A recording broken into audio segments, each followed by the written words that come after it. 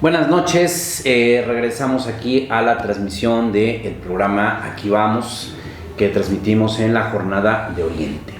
Y el día de hoy tenemos una entrevista con Aristides Rodrigo Guerrero, ¿Sí? candidato a la Suprema Corte de Justicia de la Nación.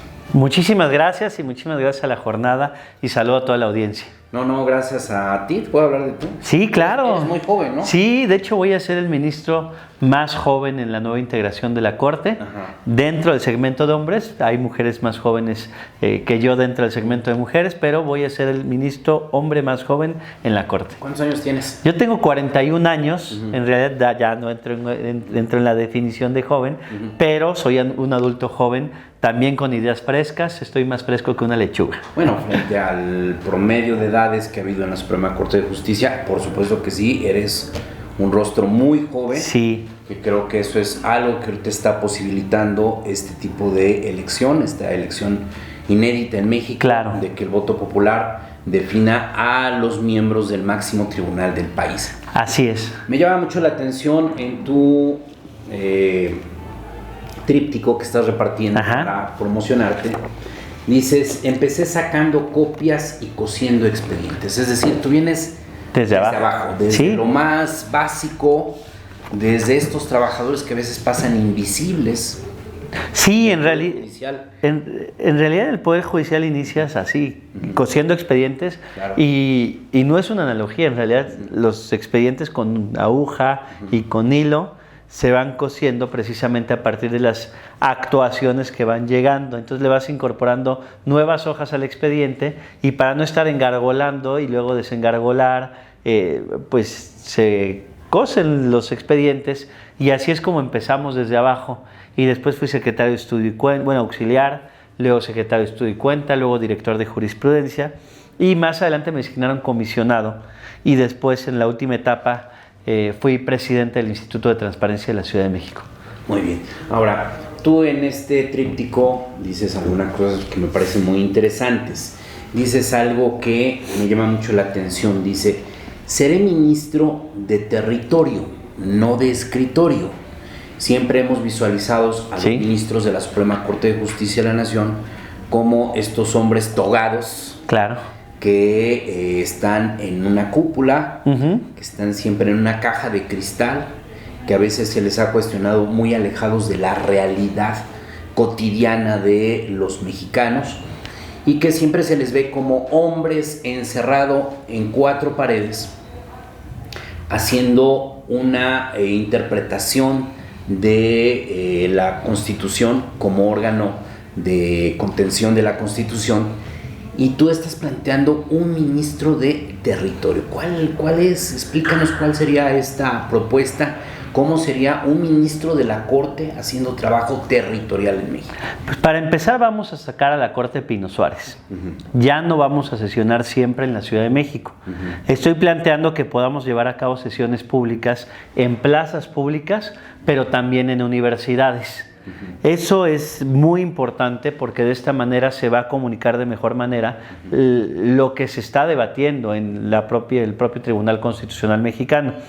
A mí me gustaría mucho sesionar aquí en Puebla, en alguna plaza pública o en la universidad, en Oaxaca, en Veracruz, en Chiapas, en Baja California. Y cuando presenté esta propuesta, me dijeron, es que esa es una idea muy populista. Yo les dije, no. La Corte Interamericana de Derechos Humanos, que tiene su sede en San José, Costa Rica, ha sesionado en El Salvador, en Argentina, en México sesionó en el Hospital Siglo XXI, en el Palacio de Minería, en la Biblioteca Vasconcelos. Cuando fui comisionado del Info de la Ciudad de México, planteé lo mismo. Dije, yo no voy a ser un comisionado de escritorio, voy a ser de territorio.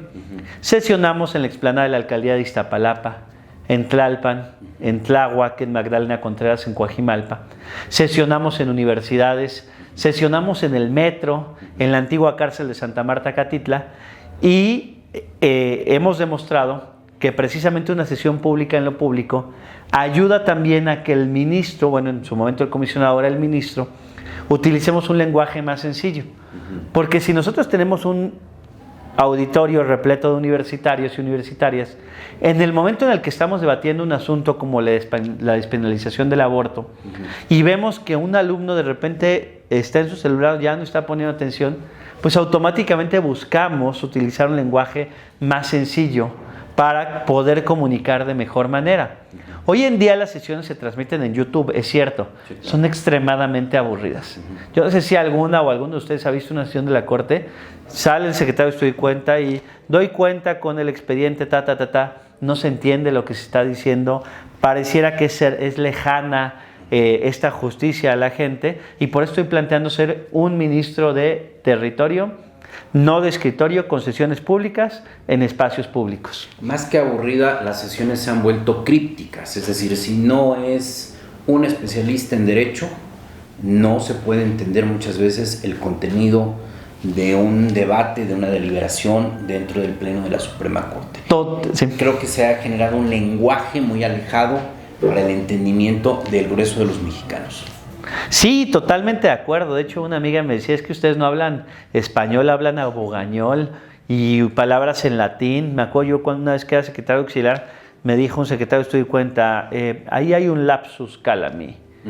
Yo dije, híjole, ¿qué es un lapsus calami? ¿No? Me puse a investigar. Es un error de dedo, es un error involuntario. ¿Por qué utilizar palabras tan complejas? Claro. ¿Por qué complejizar lo que no es complejo? ¿Por qué no decirlo en un lenguaje sencillo? ¿Por qué no comunicarlo de mejor manera? ¿Por qué no, en su momento, incluso hasta utilizar analogías? Claro. De hecho, cuando lanzamos nuestro primer video en redes sociales y que se hizo viral, utilizamos analogías para comunicar de mejor manera. Ahora, otra propuesta que me llama la atención que estás haciendo es que dices aquí, en una parte dices, voy a impulsar el acceso a la justicia para personas con discapacidad, grupos en situación de vulnerabilidad. Esto significaría que la Corte tome ahora sí un sentido social. Digo, hemos visto una Corte que a veces se preocupa más por un personaje que no quiere pagar los impuestos, que a veces, por ejemplo, por un colectivo de campesinos claro. que está reclamando tierras. Claro.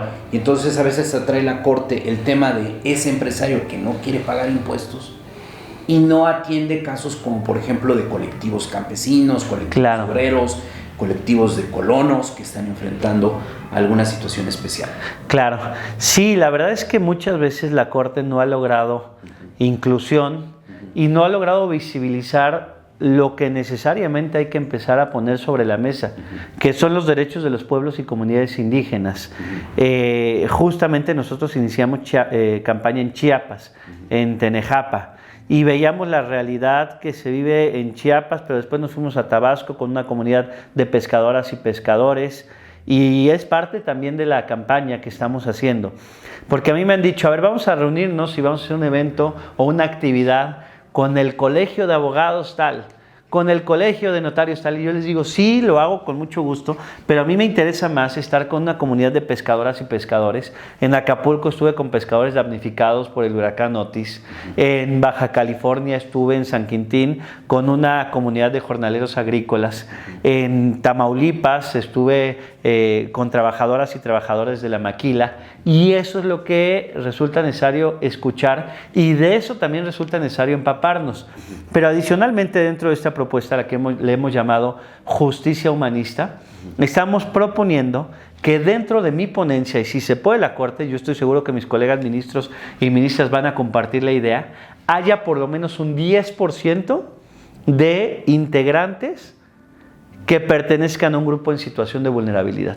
Yo quiero tener en mi ponencia a abogadas y abogados de origen indígena, a personas con discapacidad. O sea, quiero en mi ponencia que ese reflejo de la sociedad mexicana se vea en la Corte, porque ¿quién mejor que un abogado o abogada de origen indígena pueda proyectar un asunto a partir de la cosmovisión que existe precisamente en nuestros pueblos y comunidades indígenas y esta interpretación del artículo 2 constitucional?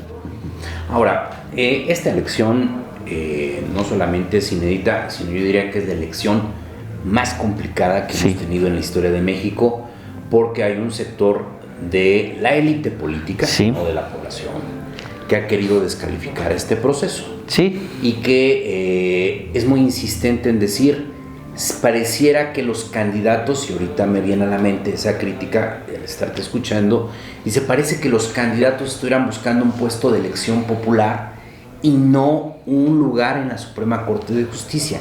¿Qué le respondes a esta crítica? ¿Qué le respondes a los que quieren calificar esta elección como un acto populista? Para empezar, se sienten dueños de la verdad. Entre ellos Lorenzo Córdoba, hay que decirlo. El expresidente del INE. Imagínense el expresidente del INE invitando a no votar. Estamos en un mundo, es un personaje absurdo, porque además él en una conferencia en Aguascalientes, en el Tribunal Electoral de Aguascalientes, ojo, una conferencia pagada con recursos públicos, en un espacio público, en una institución que debe promover la democracia, hablando mal de mi candidatura, y no fue espontáneo porque hasta mi video y una imagen mía puso en la conferencia. Y él sabe, como experto en derecho electoral, que no puede hablar ni a favor ni en contra de una candidatura. Claro. Y lo hace utilizando recursos públicos. Claro. El expresidente del INE promoviendo, invitando a no votar. Hemos llegado, o estos personajes que se sienten dueños de la verdad, han llegado a lo absurdo. Y por eso cuando yo veo esta conferencia, lo invité a un debate público. Y lo sigo invitando, Solo falta que Lorenzo Córdoba ponga el día y la hora y podemos vernos en una universidad, aquí en Puebla si quiere.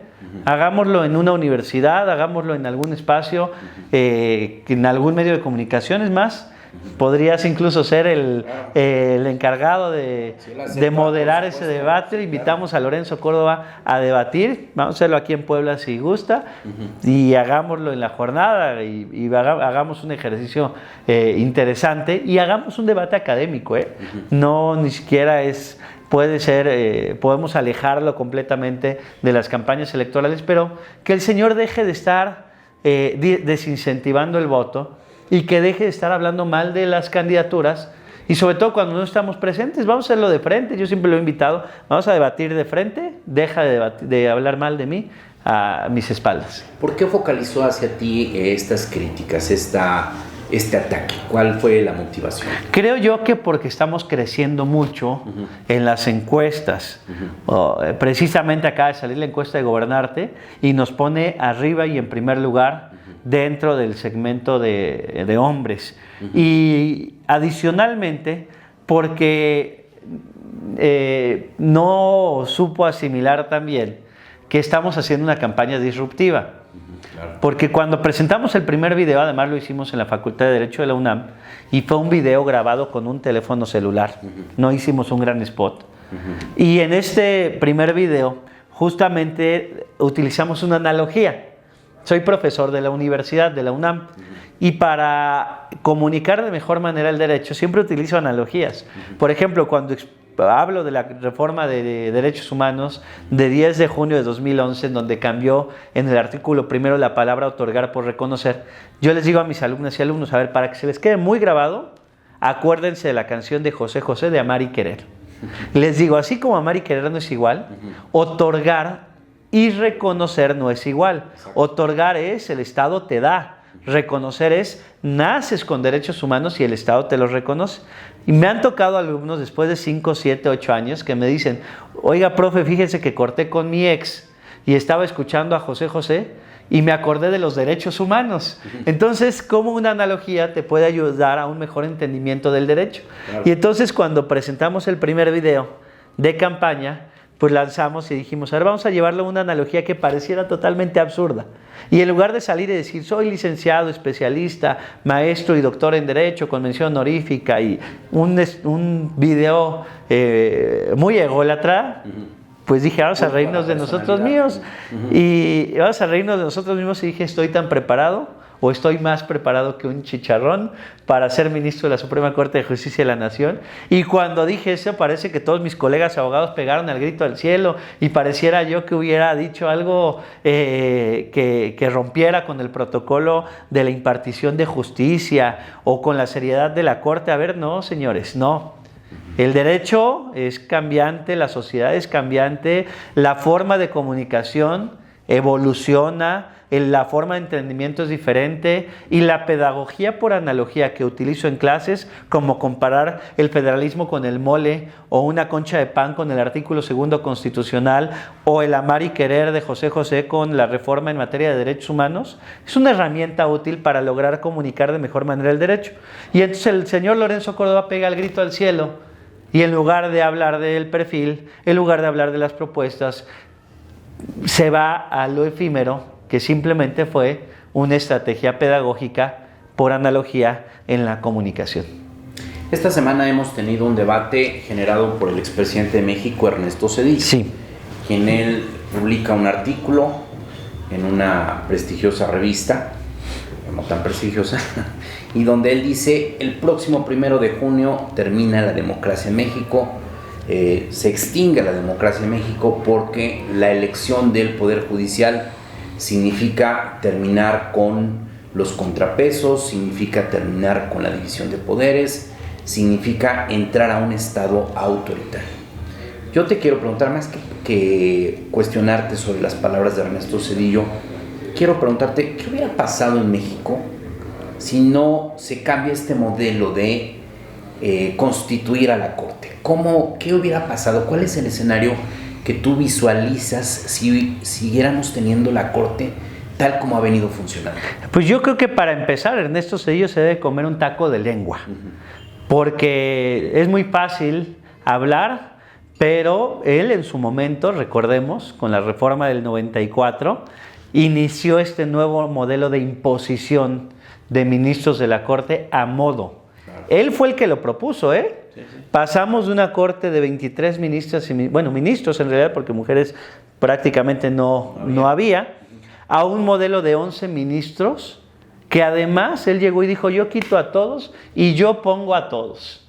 Eso hizo Ernesto Zedillo. Claro. Que se coma un taco de lengua Ernesto Zedillo, porque él, por dedazo, propuso a todos, votados por el Senado, es decir, en cuotas partidistas, dijo: a ver, no me alcanza para todos, bueno, pues reparto como si fueran fichas, reparto como los italianos le llaman lotizazione política, y naturalmente los ministros que propuso Zedillo pues atendían a los intereses de Ernesto Zedillo Ponce de León.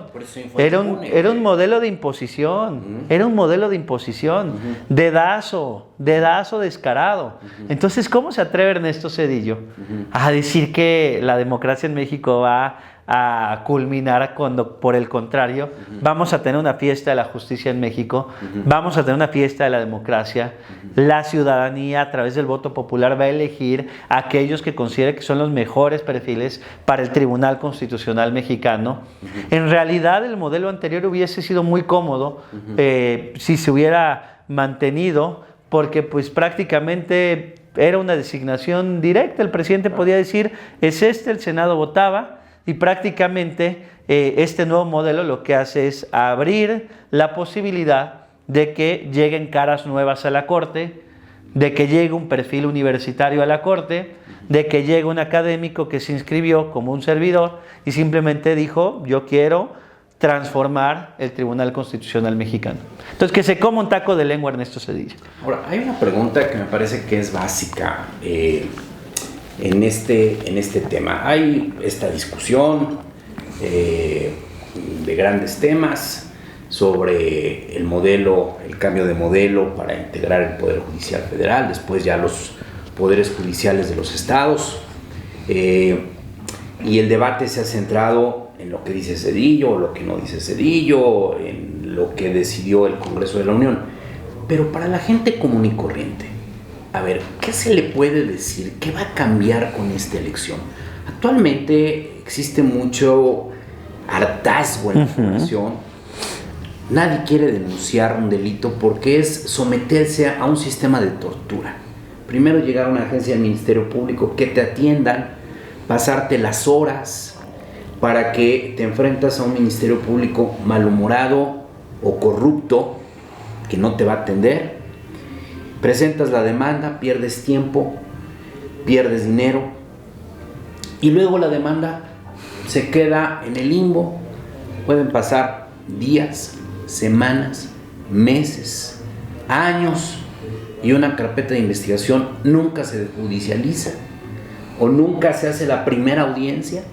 Nosotros tenemos una denuncia por robo, llevamos 5 años esperando la audiencia. Y entonces, para el ciudadano común y corriente es dinero, es esfuerzo echado a perder. Es hartazgo. Es hartazgo y es nunca ver llegar esa justicia. Y para que al final llegues y a lo mejor te gana al que demandaste por un delito o lo liberan. Y entonces la gente ya no cree en la justicia. Te voy a dar un dato que fue escalofriante, que aquí en el estado de Puebla lo dio el secretario de Gobernación el día de antier, que me parece que, aunque no es exactamente así como yo lo voy a decir, pero sí es un reflejo del hartazgo ciudadano, que el secretario de Gobernación diga que en este año, en el estado de Puebla, ha habido 80 intentos de linchamiento. Cada 2 días en territorio poblano hay un intento de linchamiento. Es esta actitud de la gente de decir, si agarramos a un ladrón, no hay que entregarlo, no hay que juzgarlo, hay que matarlo, hay que hacer justicia por nuestra propia mano, hay que torturarlo. Yo sé que hay mucha gente que sale a vandalizar, hay mucha gente que aprovecha esa situación para externar violencia, pero el fondo de todos estos casos es este hartazgo. Esta elección, ¿cómo va a cambiar toda esta imagen amarga que tenemos de la justicia? Desconocía yo este dato que nos acabas de presentar, pero creo yo que con transparencia. Con transparencia es importante que la propia justicia empiece a avanzar. Utilizo siempre analogías y a mí me gustaría proponer el Uber de la justicia. El Uber de la justicia.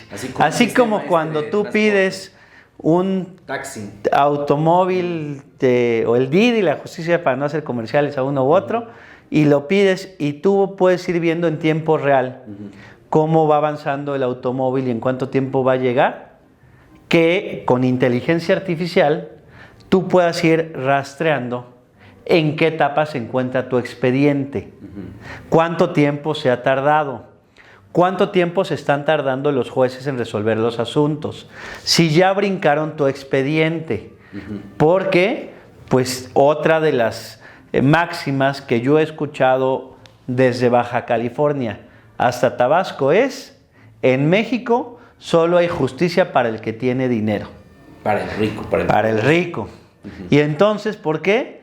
Pues porque se brincan la fila como si tuvieran un flash pass y dejan hasta abajo el expediente de aquel que no tiene dinero para lograr eso que hacen muchos juzgadores. Entonces yo voy a proponer que con inteligencia artificial, por esto estoy proponiendo la implementación de la inteligencia artificial como herramienta, tú tengas la posibilidad de ir dando seguimiento en qué etapa se encuentra tu juicio, para que de esta manera tengas claridad de hacia dónde estás avanzando. Y eso se puede lograr con inteligencia artificial. Hacia allá hay que empezar a invertirle y hacia allá resulta muy necesario que la Corte pueda ir caminando. De esta manera, y además son herramientas que digas, son imposibles de implementar. Cuando yo fui comisionado presidente del Info de la Ciudad de México, creamos una herramienta con inteligencia artificial, que de hecho te voy a mostrar. Le mandas un saludo, se lo acabo de mandar, te responde con un aviso de privacidad, y aquí, mientras en el país el tiempo promedio de respuesta a una solicitud de acceso a la información es de 9 días, aquí con esta herramienta le puedes preguntar, por ejemplo, cuánto costó el concierto de los Tigres del Norte, y no en 9 días, no en 15 días, sino en 9 segundos, te entrega la información. Esta es una herramienta que hicimos con inteligencia artificial. Y le puedes decir, dame el mapa del metro, y te va a arrojar en tiempo real el mapa del metro. Ah, mira. Esta es una herramienta que ¿cuánto crees que nos costó? ¿Cuánto? 0 pesos. Porque la desarrollamos con el talento de ingenieras e ingenieros mexicanos que trabajaban con nosotros en el INFO. Entonces podemos desarrollar herramientas con inteligencia artificial revolucionar completamente la justicia sin que ello implique mayor costo. Pero es cuestión de voluntad, es cuestión de creatividad, es cuestión de empezar a utilizar estas nuevas herramientas tecnológicas que ya están, ya existen. Por eso vamos a crear el Uber de la justicia, y que en el Uber de la justicia tú puedas ir viendo en qué etapa se encuentra tu expediente. Y estoy utilizando la palabra Uber como una analogía, como utilicé la palabra chicharrón en su momento. Simplemente nos sirve para comunicar de mejor manera lo que vamos a hacer y lo que queremos utilizar. No significa que así se vaya a llamar, es simplemente para dar a conocer cómo va a funcionar esta herramienta con inteligencia artificial. Y así como vas a tener el Uber de la justicia, vamos a tener el Spotify de la justicia. Va a ser una herramienta que con inteligencia artificial también, y así como en Spotify tú puedes elegir por cantante o por género musical, vas a poder elegir por ministro o por temática de sentencia. Le vas a dar clic al ministro Arístides Rodrigo Guerrero y te va a arrojar las sentencias más consultadas, te va a arrojar las sentencias más relevantes, los criterios más relevantes. O vas a poder elegir por temática de sentencia y te va a arrojar, cuando tú le pongas despenalización del aborto, te va a mandar todas aquellas sentencias en las que los ministros hayamos logrado exponer nuestra postura. Y así vas a decir, mira, este ministro está a favor de la despenalización del aborto y estos fueron sus argumentos. Vamos a revolucionar la justicia con inteligencia artificial. Muy bien, muy interesante. Pues aquí está la boleta. Ajá. Un ejemplo de la boleta. Tú serías que el candidato número 48. Es como el melate. 9 números, 5 de mujeres, 4 de hombres. El número 48 es el número de la suerte en este melate de la justicia. Y les agradezco muchísimo la entrevista, gracias por la oportunidad. Y bueno, pues estaremos mucho en contacto. Ya siendo ministro de la Corte, vamos a tener otra entrevista para que vayamos viendo los avances que vamos teniendo. Pues muchas gracias. Al contrario, gracias. A Arístides Rodrigo Guerrero, candidato a ministro de la Suprema Corte de Justicia de la Nación. Quiero decirte que efectivamente es una forma muy distinta gracias. A cómo se conducen los que controlan el Poder Judicial de México. Muchas gracias. Al contrario, muchas gracias por el espacio y gracias por la oportunidad. Y a usted también muchas gracias por su atención. Agradecemos mucho que haya prestado atención a esta entrevista y nos vemos el próximo domingo en las redes sociales de la Jornada de 20. Que pase usted una muy buena noche y un muy buen fin de semana. Gracias.